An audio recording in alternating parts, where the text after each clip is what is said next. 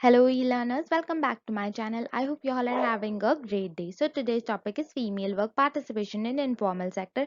इस वीडियो में हम informal sector और female work participation के बारे में डिस्कस करने वाले हैं. So let's get started with the video. India में जो टोटल वुमेन वर्कर्स हैं उनमें 94% वुमेन वर्कर्स हमारे इनफॉर्मल सेक्टर में एंगेज्ड हैं और ये उन सोसाइटी के सेक्शन से बिलोंग करती हैं जिन लोगों को बहुत ज़्यादा इनकम की ज़रूरत होती है. मतलब ये लोग पॉवर्टी लाइन से नीचे रहते हैं मोस्टली और ये अपनी फैमिली को सपोर्ट करने के लिए जॉब करती हैं इनफॉर्मल सेक्टर्स में.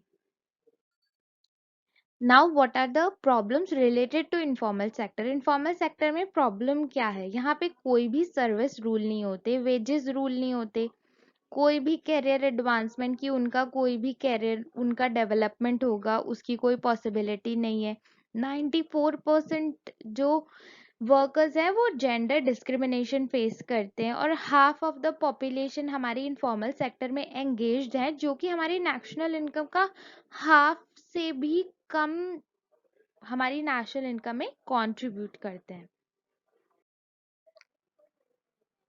Informal sector was introduced by anthropologist Kent heart.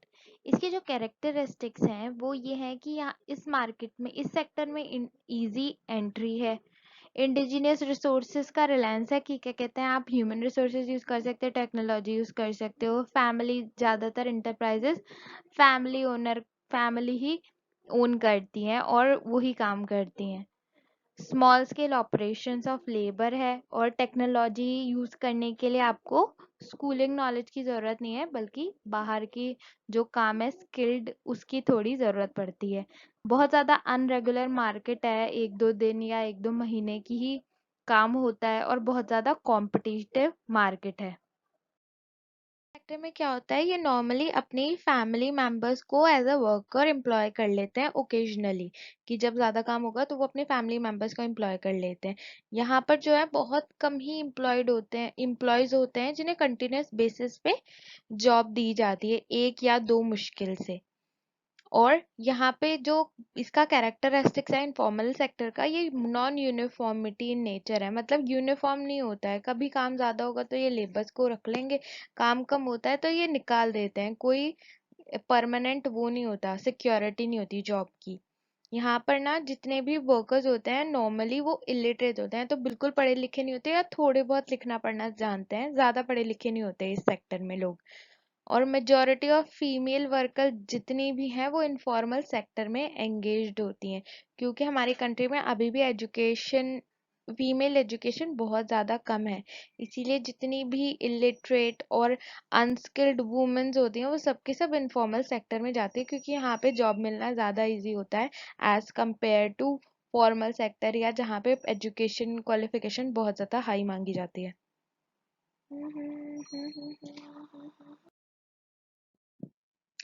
Categories of women worker in informal sector. पहला तो है कंस्ट्रक्शन लेबर.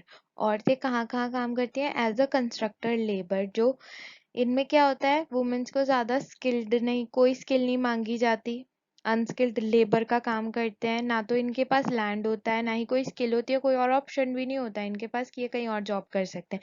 इसीलिए क्या करते हैं, मजदूरी का काम करती हैं. वहां पर ये लोग टोटली किस पे डिपेंडेंट होते हैं? जो ठेकेदार होते हैं उन पे डिपेंडेंट होते हैं. कोई सिक्योरिटी जॉब की नहीं होती है, काम होगा तो वो लोग रख लेंगे, नहीं होगा तो निकाल देंगे.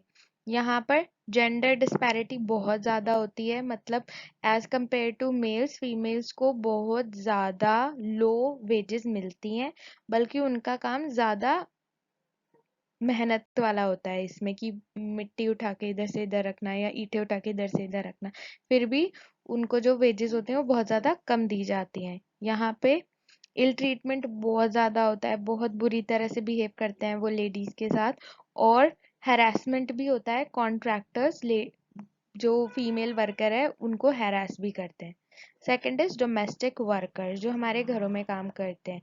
1997 और 98 में इसका 1.68 मिलियन फीमेल वर्कर्स जो थी वो डोमेस्टिक वर्कर्स थी. वहीं पे मेल जो थे वो सिर्फ 0.62 मिलियन थे.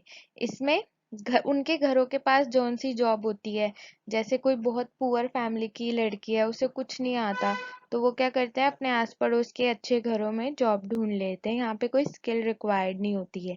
इन अगर वो ज्यादा टाइम पीरियड के लिए काम करेंगे तभी उनको वेजेस थोड़ी ज्यादा मिलेंगी, वरना कोई डेफिनेट रूल नहीं होता उनकी वेजेस के लिए कि बढ़ेंगी या नहीं बढ़ेंगी।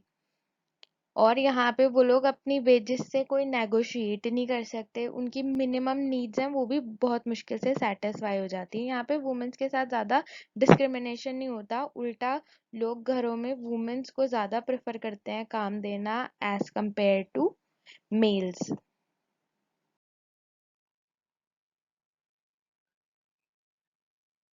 वेंडर्स, हमारी कंट्री में 40% जो वुमेन वर्कर्स हैं वो वेंडर हैं, जो कि रोड साइड कोन या बास्केट बनाकर बेचना, कॉस्मेटिक, बैंगल्स या टी स्टॉल लगाती हैं, जिनमें से 30% जो है वो अपनी फैमिली की सोल अर्नर्स है, अपनी फैमिली को सपोर्ट करने के लिए वो ये काम करती हैं। उनके हिसाब से किसी के अंडर काम करने से अच्छा वो सेल्फ एम्प्लॉयड है, अपनी मर्जी से काम कर रही हैं। तो fourth one is sales girl, ये डोर टू डोर सेल करती हैं सामान को, ज्वेलरी या कॉस्मेटिक का सामान। इसमें इकोनॉमिक कंपल्शन होता है कि थोड़ी डिग्निफाइड जॉब होती है इनकी, यहाँ पे वर्क बायस्ड होता है। Fifth one is garment workers, जो लड़कियां होती हैं वो बाहर नहीं जा सकती, वो बड़ी बुटीक्स में, स्टोर्स में और शॉप्स में काम करती हैं। यहाँ पे ये थोड़ा अच्छी जॉब, वाइट कॉलर जॉब करने के, मिडिल क्लास फैमिली की जो लड़कियां होती हैं वो वाइट कॉलर जॉब करने के लिए और अपने घर से आराम से ये काम कर सकती हैं, तो ये गारमेंट वर्कर बन जाते हैं। और फिर इनका जो होता है, जो भी होता है वो कमीशन पे डिपेंडेंट होता है, जितनी सेल होगी उनका उतना ही इनका कमीशन बनेगा। हमारा जो इनफॉर्मल सेक्टर का कंक्लूजन वो हमारी कंट्री में ये है कि हमारी कंट्री में मेजॉरिटी वुमेन्स इनफॉर्मल सेक्टर में है, पर फिर भी उनके पास कोई चॉइस नहीं होती है, क्योंकि उन सबको पैसों की बहुत ज़रूरत होती है, इसकी वजह से उन्हें काम करना पड़ता है। उनके पास बहुत लिमिटेड अपॉर्चुनिटीज़ होती हैं, ज़्यादा अपॉर्चुनिटीज ना होने की वजह से उन्हें लो पेड जॉब करनी पड़ती है, लो स्टेटस जॉब करनी पड़ती है, और उन्हें हमेशा सेकेंडरी प्लेस मिलती है as compare to men's.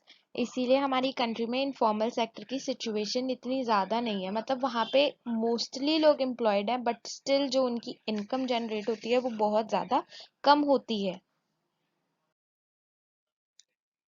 So that's all for today's video. I hope you like my video. Please don't forget to subscribe my channel and thank you for watching.